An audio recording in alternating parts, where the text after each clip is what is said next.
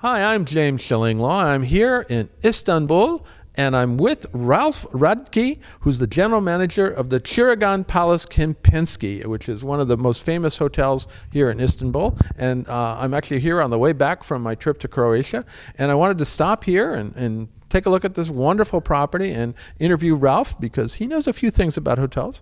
And we're going to talk about what's going on with the Chiragan Palace Kempinski today, how they got through the whole pandemic, and you're going to find out about all that and more on Insider Travel Report.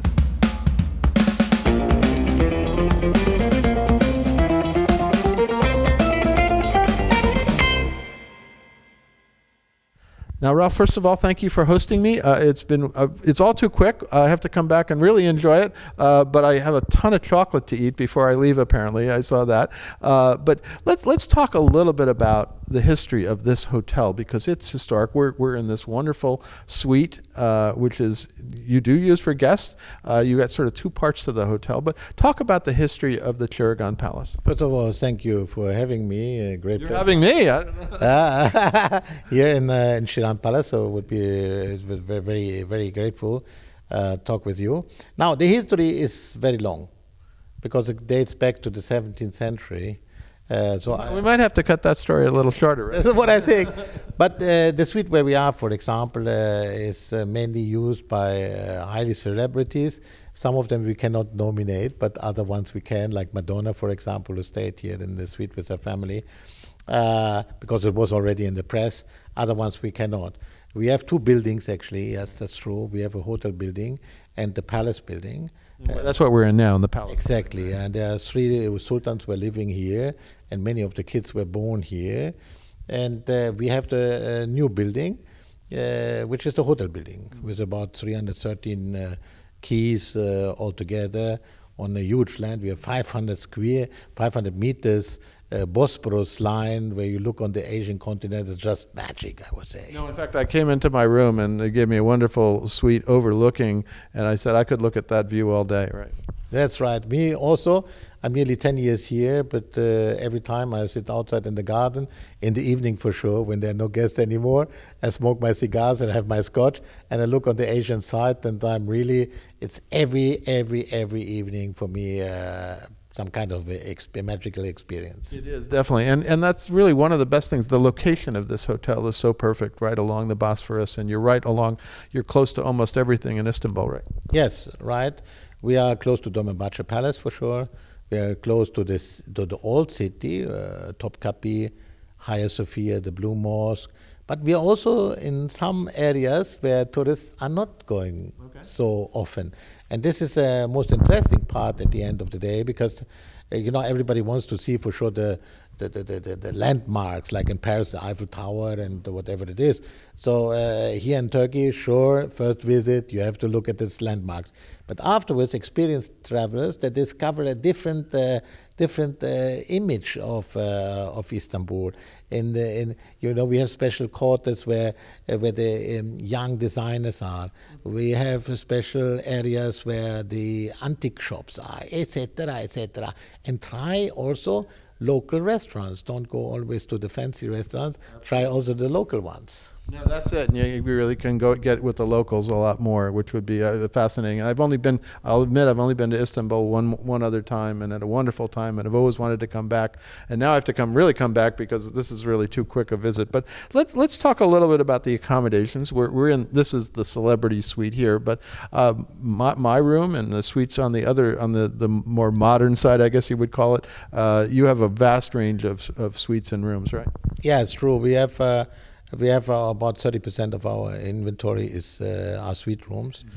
They have all their special identity. We have no rooms which are identity one to each other. Mm-hmm. Suites are always different and with for sure a local touch, because when you go to Chiragan Palace, you don't want to be in a hotel which could also be in Berlin, Paris, London, or New York. You want to be in Istanbul, you want to feel the oriental touch, this magic, this mysterious environment. This is what you want.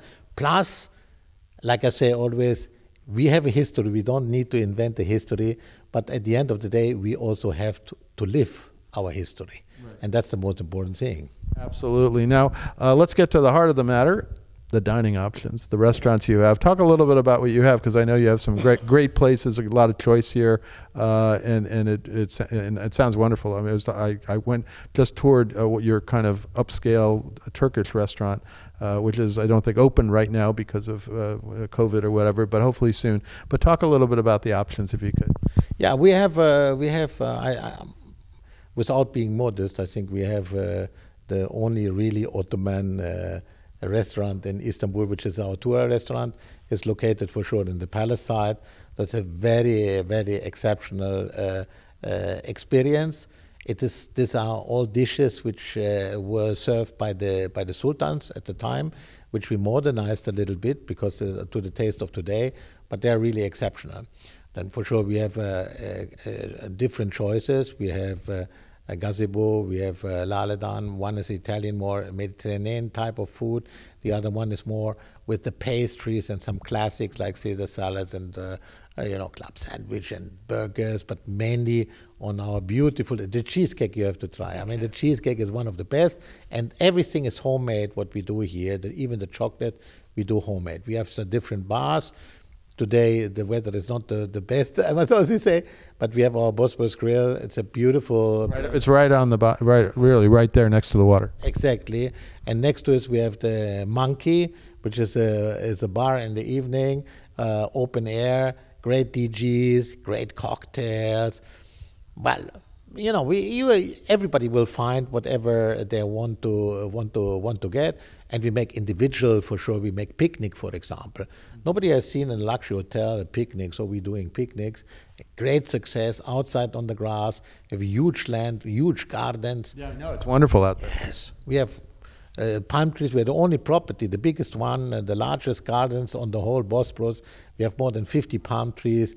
Major ones, not the little ones of only 1.50 meters, but the big ones, So it's really an interesting experience to use our gardens for your dining experience. Well, they look wonderful, and I'm looking forward to, hopefully I'll go dine there somewhere down there today, but I have to come back for your Ottoman restaurant. It sounds fascinating.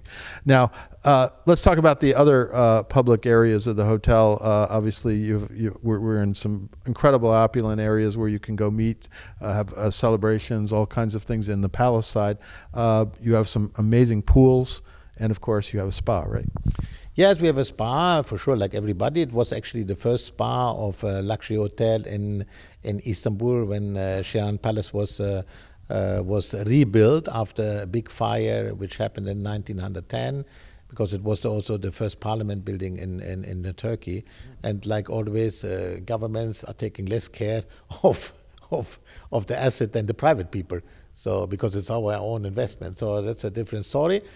But we make marriages for sure. We are the place for marriages. We make a lot of Indian marriages. So the ballroom you have is amazingly one of the biggest I've ever seen. Absolutely, absolutely, and the outskirts also. We make marriages from 1,500, 2,000 people. Indian marriages, for example, served on the table, no buffet. If you want to have 1,500 people served on the table, you have to be got them organized and disciplined and professional to do so. I'm very happy. I'm very proud to have the team here who is taking care of this in a faultless way. Well, you just said it. It's the service, and talk a little bit about the service aspect to this hotel and your staff. Well, during the pandemic, we never closed. We were always open because we are in the hospitality business. So I believe myself that we have to greet all the people who were stranded in Istanbul, and our major competitors, everybody was closed. So they called us up and said, Mr. Ralph, you're welcome. We had not a lot of people, but we had a lot of fun, I can tell you. So I was knowing my customers much better. We had great fun. We were singing on the table, having a glass of scotch, and it was a completely different atmosphere, I must say. We believe in our people. So we invested during the time a lot of money in our people, in the education, in the training and whatever. And we felt responsible for them and their families. And that's the reason why we said, okay, we are not going to dismiss anybody. So in Shiran Palace, nobody was dismissed. Nobody was, like we say, in a not very elegant way, fired. we kept everybody. And we took advantage for sure of the government support, but we compensated the rest of their salary to everybody, because we believe that behind each of our employees there is a family, their children, their grandmother, grandfather, etc., etc. And some of them, they rely on the salary of the people who are here. And already the salary was less because they could not get tips, because there were not enough. There's not enough guests. So I think this is also a very important point where you can show in difficult situations how much you are attached to the people who, at the end of the day, are delivering everlasting memories to our customers. Now, do you get a sense now that we are really starting to emerge from the pandemic, that people are starting to come back to Istanbul, and that, you know, travel is getting back to what's going to be called normal, but it probably will still take a little while. But what's your assessment of the situation right now as we emerge from the pandemic? Now, you know, the problem is that all these different governments are not talking the same language. We have all different travel restrictions, quarantine in one P and in another one, etc. So let's say we have a mixture of customers, 50% of leisure and 50% of business. Take the business guys. The business people who are coming there, they want to make business for 2 days. When they come back, they have to be 10 or 14 days in quarantine. They say, okay, we better don't travel because we cannot afford it. So the behavior of our customers in the future, also luxury customers, will change. That's for sure. Right. Especially in the MICE business, for example, or the conventions. Little conventions, I believe myself, will be made with technical equipment online, etc., so that people can save also some money, because many companies are suffering also of their income, so they want to save some money also in traveling and other expenses. On the other side, Shiran is an iconic hotel, right. So marriages and so forth, it's some once in a lifetime thing, you know. For example, marriages, you want to marry in a place which has a long-standing history, and which you want to remember, which you want also to give like a Patek Philippe watch to your kids. They say, I married in Shiran Palace, etc. So iconic hotels, I believe, have an advantage, right. Because we don't need to invent a story, we have a story. There are many hotels around the world, not many, but like the Oriental Bangkok, the Raffles in Singapore, and some other icons, really. The icons, yeah. They will always remain. Where we have to adapt is most probably the way how the future luxury travelers are going to behave, because they get younger and younger. So I know from some of our customers, their expectations in luxury hotels are not different in terms of comfort, but they're different in terms of what I find inside of the hotel. Right. That means also the food and beverage outlets has to be adapted to a different way of looking. New hotels, I think they should be more sustainable. With the elderly ones, it's not as easy as this, right. Especially in hotels which are under historical protection. You cannot do whatever you want. But we are going to adapt, because, you know, this is the iconic hotels, they always remain. Well, I mean, the thing is, with a hotel like this, with the decor, with the history, the style, maybe that never is somewhat, that it's kind of timeless.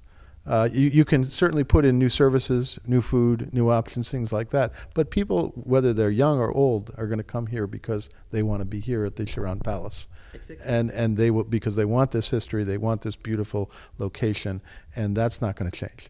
And so hopefully that we talked about you know, what luxury is going to be in the future, but yeah, we're going to have to adapt, I think, with sustainable stuff, with different tastes and things. But sometimes what you have, we were talking about, is timeless. Exactly, timeless elegance. Right. And I can tell you another thing, because often people ask me, what is really luxury all about? I said luxury is useless, because I give you an example. If you want to go from A to B, you can take the Rolls-Royce, or you take another brand, etc. Well, what is luxury at the end of the day? It's lifestyle, and nothing else. But it's not necessary to live. It is something which is inside of you, which you can permit yourself, and it's your way of living, and that's it. Yeah. I don't need a Rolls Royce because I can take a Volkswagen Golf or whatever it is to go from A to B, or a bicycle even. So it makes no difference at all. I think it's really about the mentality. It's a way of looking at things. When I see our customers, it's a battle. It's a battle every day until they leave, and even over when they have left already. We want them to leave with timeless memories. We want them to be ambassadors of tomorrow of our hotel once they go out. That's the reason why this is a permanent battle, to win this battle, to win the confidence and the faith of our guests. That is the most important. And they come back? And then they come back, and they will bring other people because they became automatically ambassadors of your brand. And Shiran Palace is by himself already a brand. Yes, absolutely. Now, we go out to about 85,000 travel advisors out there. Many sell luxury travel. What do you want to tell them about what they should be telling their clients about Shiran Palace and how to best experience it?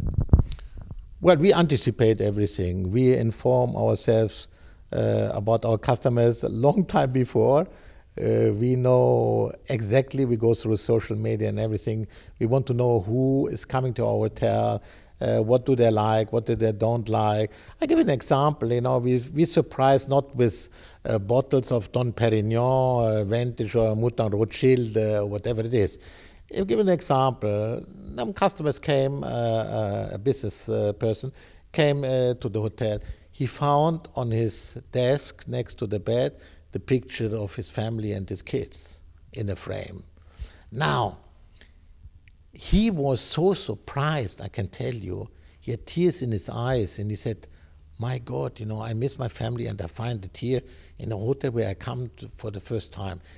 It's all about getting interested in your customers. You have to love your people, And yes, they are demanding. Yes, they are all different, like we are, and we have our good moments and our bad moments. But at the end of the day, it's the heart which counts. And I think Shiran has a heart. It is not a hotel. It is a property with a heart, and the people make the difference. The people make the difference, not the hotel by himself, because they can resolve your problems. They can make you happy. And I say, when I was with Charlie Ritz, I was his secretary until he died in August '76. And when I asked him, I said, Charlie Ritz, I said, what is a good hotelier for you? And then he said in French to me, he said, un marchand de bonheur. That means we are selling happiness, and we should be proud to sell happiness to the people. And that's the heart of Shiran. Absolutely. Well, Ralph, I want to thank you for hosting me. It's been great. Too short a stay. Have to come more next time.